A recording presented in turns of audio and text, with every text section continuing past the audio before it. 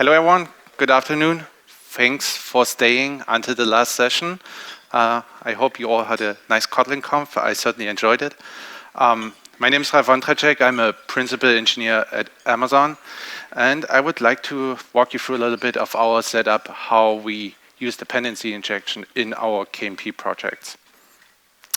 To give you a little bit of context, what my teams own, which code base I contribute to, I'm part of the Amazon delivery org. For one, we have an application that is part of the infotainment system and the delivery events. Amazon is buying the electric events from Rivian, and they have this nice, huge display where we show the navigation, the itinerary, all the stops, everything the driver needs to know while driving. This is another screenshot at night. Then part of the Amazon delivery org is also the Amazon Flex application. There we have an Android application and an iOS application. They show roughly the same information, but it's also what the drivers use when they deliver the packages in the last 100 yards. And then my team also builds other devices. It's a little hard to see, but on the top left behind the driver, we install this custom device, which is basically 2 beamers and 2 cameras. And in the back of the van, drivers have to find packages for this current stop. And what this device does, it scans all the packages that are on the sorting table and highlights through the beamers which one to pick, which significantly speeds up the delivery. And the same device is also now being deployed in warehouses. And I hope you can see it a little bit on the packages. One is highlighted green and one is red. The red means this is the wrong package.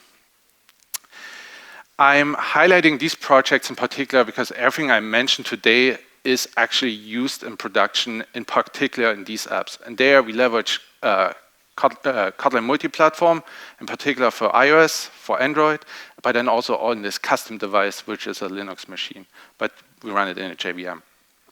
So last year, we started our KMP effort, and the first goal for us was to start with sharing APIs. We didn't want to agree on the lowest common denominator. We wanted to leverage the strength of each platform. Sometimes we could reuse implementations, but sometimes we didn't, and that was fine for us. Starting with KMP was also an opportunity for us to rethink our architecture and what we want to use for these shared features. And I want to quickly mention that we recently open sourced our solution. We've been using this and developing this for 2.5 years, and the whole project got published, and it is something we call App Platform.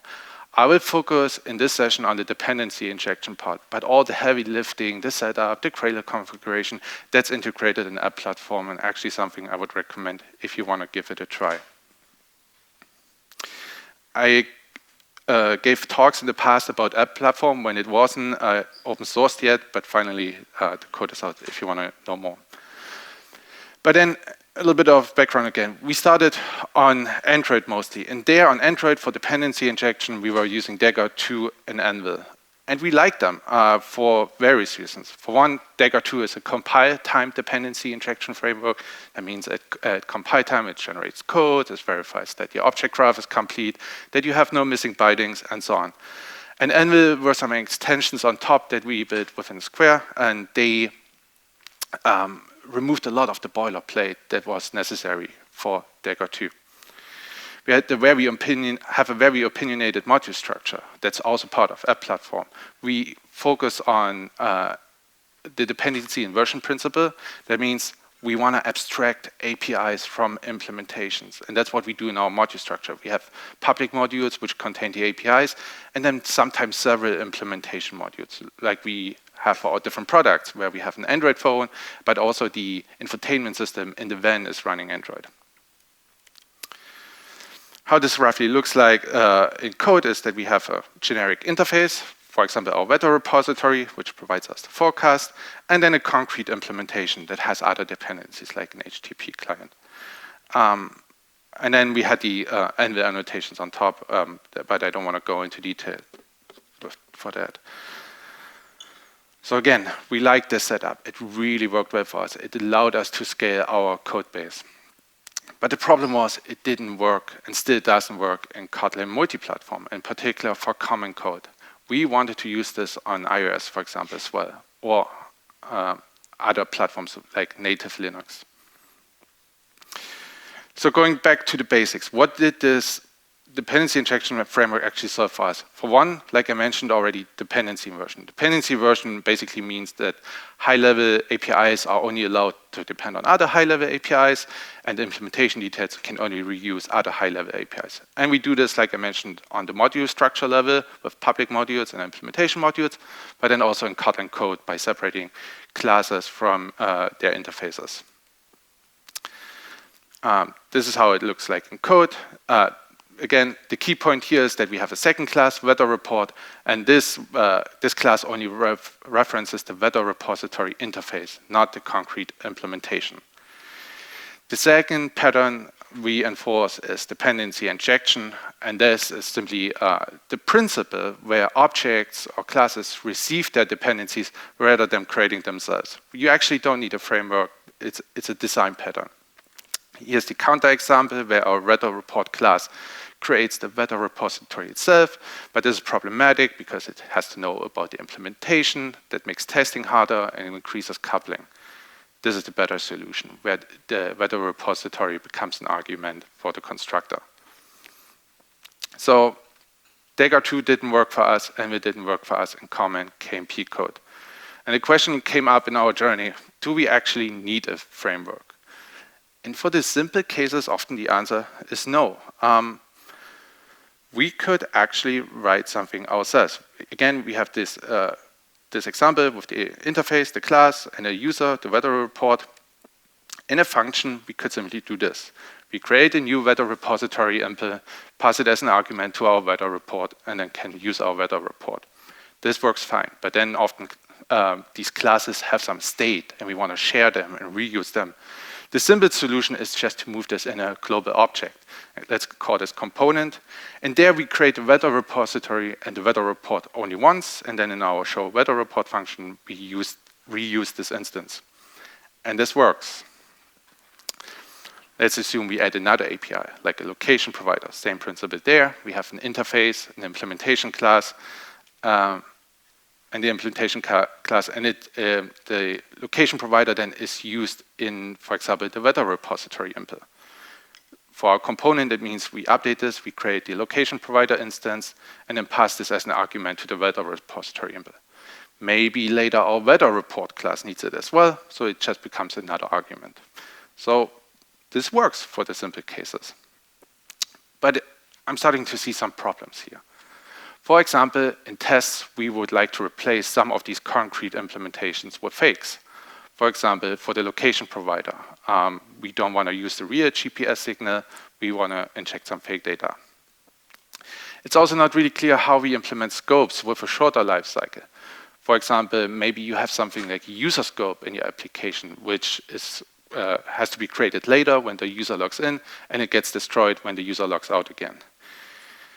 A little challenging is also classes that we don't own. Sometimes, depending on the platform, the runtime creates classes for us. Like on Android, that's typically the application class, or on iOS, the UI application instance.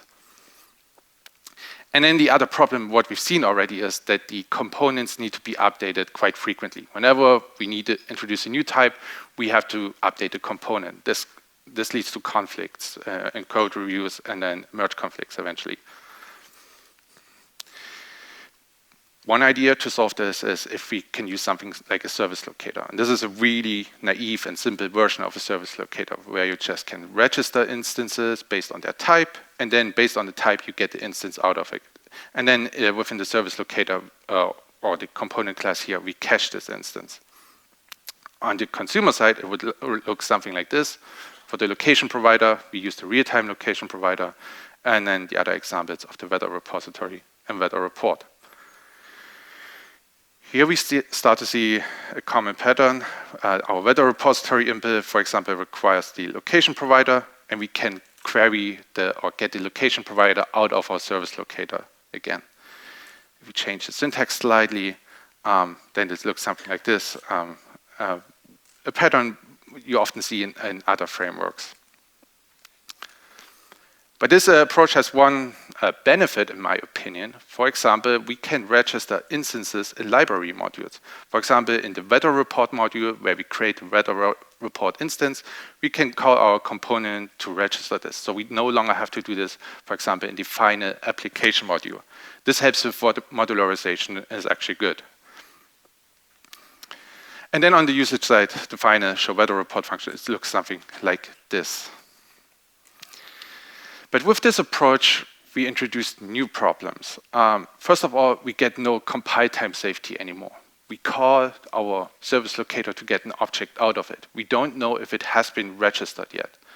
It's hard also to know if there are circular dependencies. You will only find out at runtime. There can be race conditions. Maybe you try to get an instance out of the graph too early before you have registered it.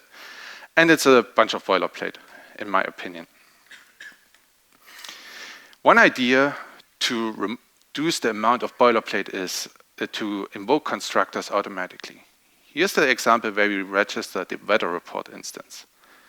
And here, all we really do is getting all the arguments out of the service locator of our graph, call the constructor, and put this instance back. It would be nice if there is a way to automatically do this. And it's actually quite easy. You could do something like this with Kotlin Reflect. For this, just to walk you through an example how this can be implemented, we just introduce a new an annotation, an inject annotation, which is quite common for dependency injection frameworks. And there in our class, whenever we request an instance of a certain type, we instantiate this instance automatically. All we really do is first we scan all the constructors, if a constructor is annotated. If not, we fall back to the primary constructor. Once we have the primary constructor, we check all the arguments. Based on their types, we get the objects out of the object graph. And then as a final call, we invoke the constructor, which creates the new instance for us. We update our sample just with the add inject annotation. And then this code, in theory, should work because our object graph automatically creates the weather report instance for us. But this actually crashes. And the reason for this is that the weather report had a dependency on the weather repository. But the weather repository is an interface. So our object graph doesn't know how to instantiate an interface. So we have to teach our object graph that whenever you request a weather repository, you get a weather repository input. Same for the location provider, where you would get a real-time location provider. And typically, this is called the binds function. This is also a very common pattern in dependency injection framework, where you just have a mapping between types. So did this actually solve the problems that we had earlier from the service locator? Not really. The only benefit is really that we have a little bit less of boilerplate, but we still need to, for example, write the binds functions. But on top of it, we introduced new problems. So we used the Kotlin Reflect library. That means we can only use this on the JVM and Android. Other targets like native, they don't support reflection. And reflection also comes with some runtime overhead. So it's actually getting worse. And you know what didn't have all these problems? Our initial solution with the component class, where we would instantiate everything ourselves and write the code ourselves. These were all the problems combined. If we move away from the service locator pattern, we are left with our original problems. Now let's have a look at how we maybe, based on this solution, can make things a little bit better. For example, the problem of replacing dependencies in tests. I would like to use a fake location provider, for example, or fake weather repository. Well, one idea is instead of using an object, we can make the component a class and pass certain instances through the constructor. And then in tests, we would use the fake location provider. That works. Now, how would this work for the weather report? Let's assume we want to change the instance that we pass into our object graph. This actually doesn't work. If you pay close attention, our weather report requires the weather repository, but this is part of our component, so we would need to move this up into the constructor as well. An alternative solution to this is to introduce an interface for the base component and then have two different graphs for the main runtime and the test runtime. So we have an app component and the test component. And here then we can also see that we have our real-time location provider and our fake location provider for the test component. That's a pattern we use that we like, that works fairly well. So we resolved the next issue. We can replace dependencies and tests. How about scopes of a shorter life cycle? It's typical for most applications that they have some notion of an application scope. And the application scope gets created when the process starts, and then the application scope is destroyed when the process is destroyed or killed. Then we have shorter scopes, something like a user scope, or in our case we call it the logged-in scope. Like I mentioned earlier, this scope gets created when the user logs in, it gets destroyed when the user logs out, and this can happen multiple times during the runtime. And in our delivery applications, we have something like an on-duty session scope, for example, which is another child scope of the logged-in scope. The important piece here is, as you can see, when the user logs out, you automatically have to destroy all the child scopes as well, otherwise you have a leak. So when the logged-in scope is destroyed, we automatically destroy the on-duty scope. Now, how do we implement these custom scopes? Well, the same way actually. It's just another class. In this case, we call it the logged-in component for our logged-in scope. And the important piece here is that the logged-in component has access to our application component. And that means classes within our logged-in scope, they can reference the dependencies like the app location provider. That's fairly easy. Next problem solved.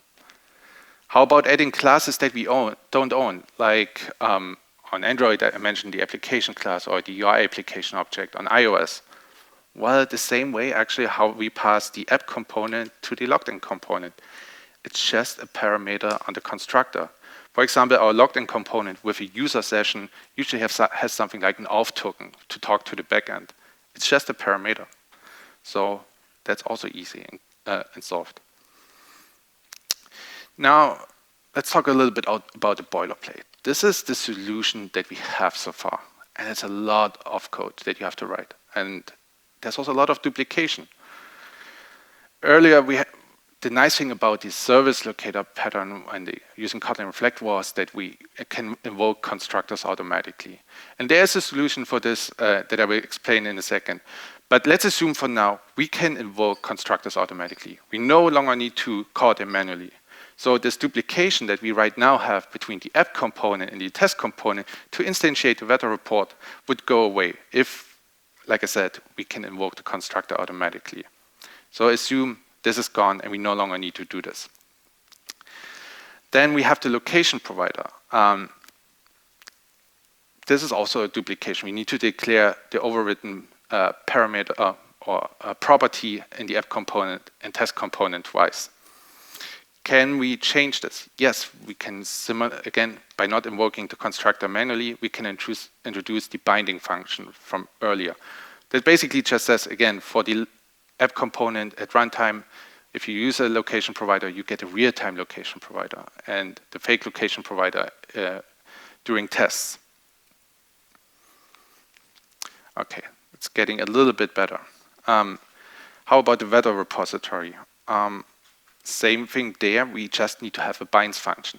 And since this is actually exactly the same code between the app component and test component, we can actually move this binds function into the base component interface and reuse this. And then finally, at the bottom, we do the same thing for the logged-in component, where we just create a binds function for our saved locations, interface, and implementation. So it's getting a little bit better. We removed some of the duplication that we have to do in order to invoke the constructors, but there's still, in my opinion, some boilerplate left, and we can do better. For example, the binding functions. They are somewhat disconnected.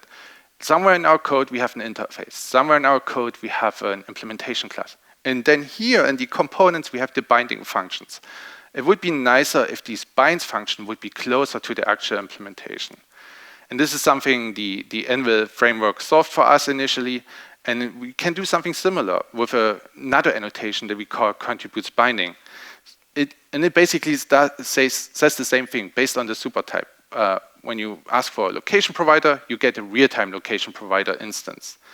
But since we have two bindings here, we have to say for tests, actually replace the real-time location provider with a fake location provider to avoid this duplicate binding. And once we have that, we get rid of the bindings functions. We no longer need them and rely on the annotations instead. So our components get smaller and smaller and smaller. But there's one piece left, and this is the super type base component. It has to be added twice to the app component and the test component. I would like this to happen automatically.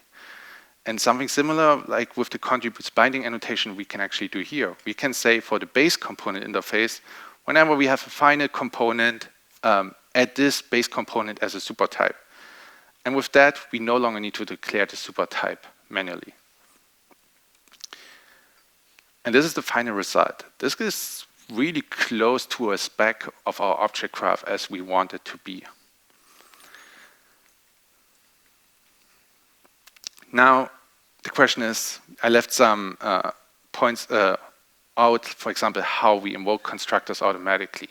And this is usually done through metaprogramming. And there are multiple solutions, and the most easiest and accessible for Kotlin Multiplatform is called KSP, Kotlin Simple Processing. I don't really want to go into details. The documentation is quite good. But basically, what it allows you to do is you can write like a program that scans your source code, and based on the source code, you generate more source code, and that becomes part of your compilation. And the way it works is that you always have to usually have a trigger, like typically an annotation, like our merge component annotation. And based on that, we want to generate new code. I have to make a small tweak in our spec of our object graph. The concrete classes, we have to turn them to either an abstract class or an interface because we want to extend them or implement these types. I want to walk you through an example how this then actually logically works in a KSP processor. Let's say we look for the merge component annotation. Our simple processor analyzes our source code, and eventually it will see our application component with the merge component annotation. Based on this annotation, we generate a new class. Let's call it final app component and make the app component a super type of it. Now we had the contributes annotation from earlier on the base component interface. We scan also our class path. We see, oh, this is the merge component for the app scope. So we want to add all the super types that are contributed to the scope. In this case, this is our base component interface. The base component has some abstract properties. We have to implement them in our final class. How we instantiate them, we still have to figure out. Let's start with the location provider. Remember from earlier, we had the annotation contributes binding on the real-time location provider, and that taught us when we need a location provider, we should use the real-time location provider. And based on this connection, we can invoke the constructor on this class. All right, this is solved. Next, the weather report. The weather report didn't have a binding. It was a concrete class, so we can invoke the constructor directly. But it itself had two more parameters that we also have to resolve. The location provider is easy because we already have an instance through the property, so we can change this to the property. How about the weather repository? Same thing there from earlier.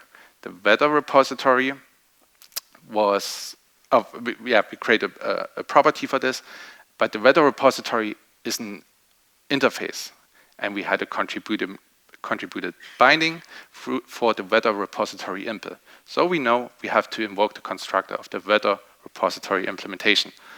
There again, it has another parameter, the location provider, and again, we have this one available. So this is our final application, application component, and this is very close to what we've written earlier in the very initial step. But instead, the code is generated for us, and we don't need to maintain this component, update it. Instead, it gets automatically generated. And this final solution is very close to how the Kotlin-inject-anvil framework works. And this is what we use in production. Kotlin-inject is a compile-time dependency injection framework designed specifically for Kotlin and they are also Kotlin Multiplatform from the beginning. We use this framework when you come from Android, when you know Dagger 2, I would call it, it's the Dagger 2 for KMP. We at Amazon a bit on top the Anvil extensions, which we've seen with the contributes binding and the contributes to annotation to remove more boilerplate. And if you consider using Kotlin inject, I strongly recommend you use the Anvil extensions as well. I want to compare our prototype to the final solution, and it's very similar. That's roughly the same annotations. They're a little bit more precise about the scopes, but they work the same way. I want to explain the annotations real quick because there are quite a few, but all have a specific purpose. Usually in the DI framework, the inject annotation is needed. It tells these frameworks that invoke this specific constructor when you create a new instance. When you have this annotation on the class, that means use the primary constructor. Then we have to make this a singleton. That means only ever create a single instance of this and cache it in our object graph. And then we have the binding, again, when somebody requests a location provider so that they get a real-time location provider.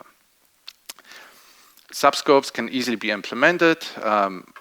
There, instead of using the app scope, we just use our own custom type, and it works the same way. And the final components, they also, from our prototype, they also look very similar to the Kotlin inject framework with a few more annotations to get the scoping right. Now, we have these interfaces that are annotated in our code. We still have to instantiate our object graph at runtime. And you cannot invoke the constructor or the generated code directly. And there's a workaround, and this is actually new since Kotlin 2.0. You have to create a expect function, and then the KSP processor will generate the actual functions for you. But what it allows you then to do is in your common code through the class object to instantiate a new object, what you can see here right now, for example, in the main function. And that's all really there is needed to it. The documentation is comprehensive. If you want to take a look at it, these frameworks provide a lot more features that most DI frameworks these days have in one way or another. Like there are qualifiers, multi-bindings, we use this heavily in our project, assisted injection, and so on. And they are quite useful in certain scenarios. But the one thing I want to call out here, why we chose Kotlin inject for our projects over other solutions is, first of all, KMP is supported from the beginning. That was a strong requirement for us. But then also these are compile time safe. That means if we forget, for example, a contributes binding annotation somewhere, or we have a duplicate binding, then our application wouldn't even build. And instead, at compile time, there would be an error, and we would know that we know that we have to fix something, rather than installing the application, running it, and then sometime later at runtime get a crash. This is essential for us because we share a lot of code between these different applications, and sometimes two of the applications just work fine, but the third application crashes at runtime. So this is really tedious. We want to avoid this, and we need these signals at compile time. There are also some downsides to this framework. One I would call out is it's not as widely as adopted. I think this framework actually deserves more love because it's pretty good in my opinion and solves a lot of the pain points. Build times are a little bit slower because it uses KSP. If you already use KSP, which is often the case, then there's literally no overhead. But if you have to enable KSP, then yes, build times will go down a little bit. And then also a complaint that comes from Dagger 2, the learning curve is a little steep. And since these frameworks are very similar, the same concern applies to Kotlin inject. Instead of explaining more of the features and going through the documentation, I want to explain a little bit our setup, how we use Kotlin inject-anvil in practice. And I mentioned earlier our app platform framework. There we do all the heavy lifting of the setup. There's also examples in there. That's what we use. But I want to walk you through a little bit of our structure of the code. I showed you the applications earlier. This is roughly how we modularize then our code base. So we have a phone Android application, we have an iOS umbrella project in KMP, which exports a framework for an iOS project. We have the application for the van, and then sometimes we also have demo applications. And they all import various library modules. The Kotlin inject components live in the application modules. So for example, we have an Android app component, we have an iOS app component, depending on the module. And then the more interesting case, I guess, are the demo applications, which might contain a component for each specific platform type. Earlier I mentioned we heavily rely on dependency inversion. For example, in our location module, we actually have a public submodule and the impl module, and this is how we structure our code. Whenever we can, we move code into the common main source folder, and when we can do this also for the real-time location provider, that's even better. The key point here is what I mentioned earlier. For dependency inversion, implementations are only allowed to import other APIs. We can see this with the weather repository impl, which is only allowed to import the location provider and not the real-time location provider. Sometimes we cannot put all the code in common code. Sometimes we do have platform dependencies. And that works out of the box with the framework, which is really nice. So we can have something like an Android location provider or an iOS location provider, and they live in the respective source folders. Sometimes we have multiple implementations, even for the same platform type. For example, we have the van location provider, which gets GPS updates in a different way than our phone application. So in these scenarios, we create a different implementation module that is then later imported by the respective application module. For example, the Android app for the phone imports the implementation module for the phone. And when you compile it, it automatically gets the Android location provider and not, for example, the iOS location provider, because it's a different platform type. Vice versa, if we compile the iOS application, we get the iOS location provider. For the van application, we use the other implementation module, so the impl phone module is not even on the class path. And then finally, the demo application reuses the phone version.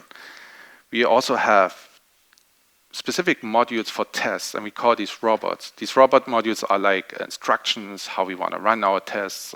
It hides details like click on a specific UI element, but that's also where we store our fakes. Now, when you compile, for example, then our demo application, part of the main source folder, you would get a real-time location provider, but the main source set doesn't import the robots module, doesn't depend on it. On the other hand, then our tests import the robot modules, and there we instructed our fake location provider to replace the real-time location provider. So we get the right binding at runtime without making any modifications in the application module. The one thing I want to highlight here is that we heavily rely on constructor injection. We use this everywhere. I want to walk you through a few examples. Remember from earlier, we had the location provider, it's injected in the weather repository impl. And when we add a new type, we just introduce a new type and add it as a constructor parameter. We don't have to update any components. All we really have to do is to add these annotations at the class declaration, and that's it. The framework will take care of the rest for us. Here's another example how you could, for example, implement something like a navigation manager. Same principle applies there. We have an interface, a concrete implementation that automatically binds the specific type. In our presenters, we have a unidirectional data flow. Same thing there. We have a contract of what our presenter expects as an input and returns as an output, which type of model. For this, even, we introduce an interface and have an abstraction, because sometimes we have fake implementations of these presenters that we use in our tests. And then here's another example where presenters inject other presenters. It's always based on constructor injection. On the rendering side, presenters handle the business logic. The renderers then turn these models into UI. We use constructor injection as well. Here we use a custom annotation. I will explain this in a bit, but it's basically the same. It's always constructor injection. Same for our robots that I mentioned earlier. Now the question comes up, sometimes you cannot use constructor injection. On Android, the famous use case is when you have an activity where the framework or the Android runtime instantiates the object for you. And you still need to get objects out of it, out of the object graph that you want to use in your activity. Somewhere you have to store your components. We do this in our application class. We have this interface root scope provider, which gives us access to our application component. Then we usually have some kind of component which just has properties of the types we want to get out, like our navigation manager or our render factory repository. And then all you really have to do, because we automatically add this component as a super type, all we do is ask our framework, give us our application component. We know it's of type component, so we automatically get access to the navigation manager. And again, this is also all verified at compile time. We create components in the respective source folders. For example, we have an Android app component. What allows us to do is to provide Android-specific types in our object graph, like the application object becomes an argument. This is helpful because then we can provide other Android-specific types in our object graph, like the Android location manager. And there we can then also inject the application class in order to get an instance for that. This code lives in the Android main folder, so we have access to the Android APIs, but it's still part of our KMP modules, so we don't create extra modules for that. We do the same for iOS, where we pass the UI application object as an argument to our object graph. For iOS, we had to implement or use another mechanism. Sometimes implementations of Kotlin APIs live in Swift code. And the problem how iOS and or Swift, I should say, and Kotlin native code work is that you compile your Kotlin code first. That's where we also compile our object graph, and then the Swift code gets compiled. And to avoid this, we have this interface we call iOS native implementations, which basically is just like a provider for all the implementations that come from Swift, and then we provide them in our object graph. Yeah. Kotlin-inject-anvil is extensible. You've seen the snippet earlier. We have these types, these renderers, which take a model as an input and then generate compose UI or even Android views. They're seamless interop. And if we wouldn't have these custom extensions for every renderer, we would need to write something like this, which is really verbose, and nobody can ever remember the right syntax. There are generic types. There's a lambda involved. It's really tedious. So we introduced our own annotation called contributes renderer, which generates all this boilerplate for us. So same mechanism for our robots. Something similar you would need to write manually, which is super tedious. And instead, we have a contributes robot annotation. So this is something that's really helpful for us. And we heavily rely on these custom extensions that are specific to our code base. Another example is we have the scoped interface. We get that you can implement in your classes to get a notification or callback when a certain scope is created, like the application scope. All you really have to do is just implement the type, and then our custom code generators take care of the bindings. The one thing I would also like to highlight is that by using Kotlin inject and having implementations in platform-specific source folders, we also get rid of expect actual classes. Common Kotlin code, when you have a platform dependency, usually have an expect actual function or class. We don't really need this anymore because auto-wiring happens automatically and it gets generated for the platform-specific folder. Back to our example with the location provider. Maybe we have a common location provider or network location provider that lives in the common main source folder. But on Android, we don't want to rely on the IP address to give us a rough location estimate.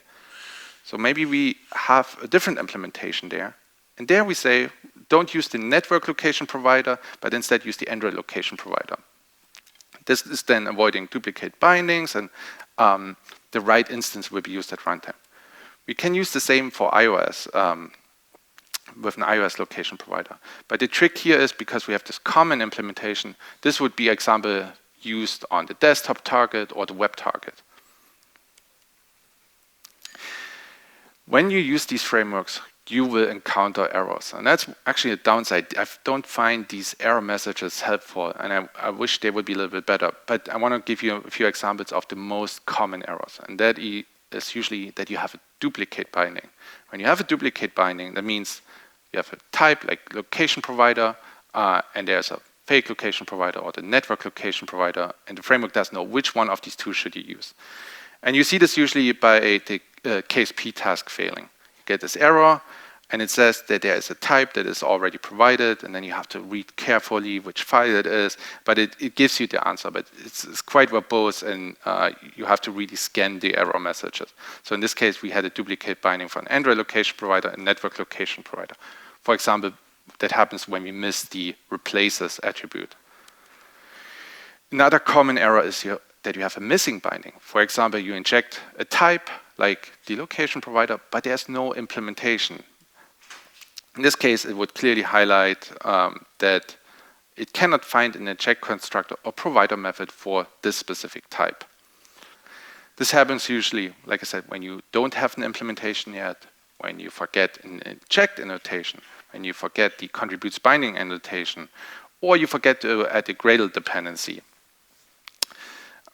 So these are things to look out for when you encounter this error. And you think, oh, I did everything right, why is this failing? So worth double checking. And the last error is a circular dependency. When you pay close attention, you can see that our network location provider needs the weather repository input also needs the location provider, so none of them can create it first.